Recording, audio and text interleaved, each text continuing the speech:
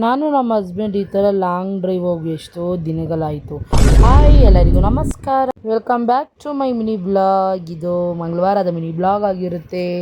ತುಂಬ ಜನ D M ಮಾಡ್ತಾಯಿದ್ದೀರಾ, ಮೆಸೇಜ್ ಮಾಡ್ತಾಯಿದ್ದೀರಾ. ನಾನು ಲವ್ ಸ್ಟೋರಿ ಕೇಳಿದ್ದೆ, ತುಂಬ ಜನಗೆ ಲವ್ ಸ್ಟೋರಿ ಬೇಕು ಅಂದರೆ ಲವ್ ಸ್ಟೋರಿ ಅಂದ್ಬಿಟ್ಟು ಕಮೆಂಟ್ ಮಾಡಿ ಅಂದ್ಬಿಟ್ಟು ಎಲ್ಲರೂ ಸೂಪರಾಗಿ ಅಕ್ಕ ಲವ್ ಸ್ಟೋರಿ ಅಂತ ತುಂಬ ಜನ ಅಂತೂ ಮೆಸೇಜ್ ಮಾಡ್ತಾನೇ ಇದ್ದೀರಾ.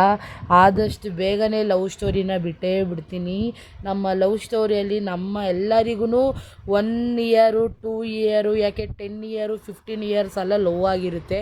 ಬಟ್ ಆದರೆ ನಮ್ಮದು 1 ತಿಂಗಳು 1 ತಿಂಗಳಿಲ್ಲ 2 ತಿಂಗಳು ಲವ್ ಅಷ್ಟೇ. 2 ತಿಂಗಳು ಲವ್ ಮಾಡಿ ನನಗೋಸ್ಕರ ನಮ್ಮ ಹಸ್ಬೆಂಡು ಇಷ್ಟು ದೊಡ್ಡ ತ್ಯಾಗ ಮಾಡಿದ್ದಾರೆ.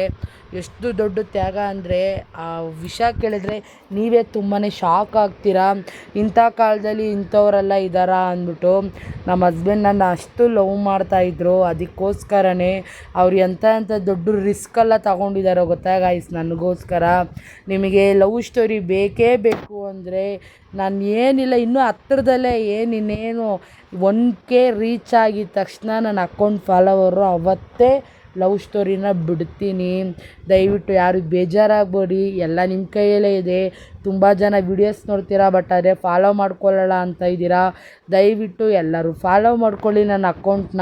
ನನ್ನ ಇನ್ಸ್ಟಾಗ್ರಾಮ್ ಫ್ಯಾಮಿಲಿಯಲ್ಲಿ 1K ಫಾಲೋವರ್ಸ್ ರೀಚ್ ಆಗಿದ ತಕ್ಷಣವೇ ನಾನು ಅವತ್ತಿಂದನೇ ನನ್ನ ಲವ್ ಸ್ಟೋರಿನ ನಾನು ಹೇಳ್ಕೊಳ್ತೀನಿ ನಿಮ್ಮ ಹತ್ರ.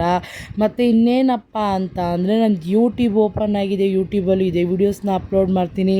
ಶಾರ್ಟ್ ವೀಡಿಯೋಸೇ ಬಿಡ್ತೀನಿ ಯೂಟ್ಯೂಬಲ್ಲಿ ಮತ್ತು ಫೇಸ್ಬುಕ್ಕಲ್ಲಿ.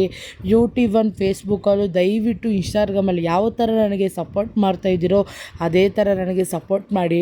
ಇನ್ಸ್ಟಾಗ್ರಾಮಲ್ಲಿ ಫಾಲೋವರ್ಸ್ ಇದ್ದಾರೆ, ಬಟ್ ಆದರೆ ಯೂಟ್ಯೂಬ್ ಅಂಡು ಮತ್ತು ಫೇಸ್ಬುಕ್ ಇವಾಗ ಸ್ಟಾರ್ಟ್ ಮಾಡಿದ್ದೀನಲ್ವ, ಪ್ಲೀಸ್ ಅದಕ್ಕೂ ಸಪೋರ್ಟ್ ಮಾಡಿ ಅಂತ ಕೇಳ್ಕೊತೀನಿ.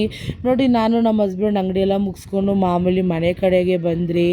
ಇವತ್ತಿನ ನನ್ನ ಬ್ಲಾಗ್ ಇಷ್ಟ ಆಗಿದ್ರೆ ಲೈಕ್ ಮಾಡಿ, ಕಮೆಂಟ್ ಮಾಡಿ, ಶೇರ್ ಮಾಡಿ. ಇನ್ನು ತುಂಬ ಬ್ಲಾಗಲ್ಲಿ ಸಿಗ್ತೀನಿ. ಯಾಕಪ್ಪ ಅಂತಂದರೆ ಅತಿ ಬೇಗನೆ ಫಾಲೋವರ್ಸ್ ಬೇಗ ಆಗಲಿ ಅಂತ ಬೇಡ್ಕೊತೀನಿ. ನನ್ನ ಲವ್ ಸ್ಟೋರಿಗೆ ತುಂಬ ಜನ ಕಾಯ್ತಾ ಇದ್ದಾರೆ. ಬಾಯ್.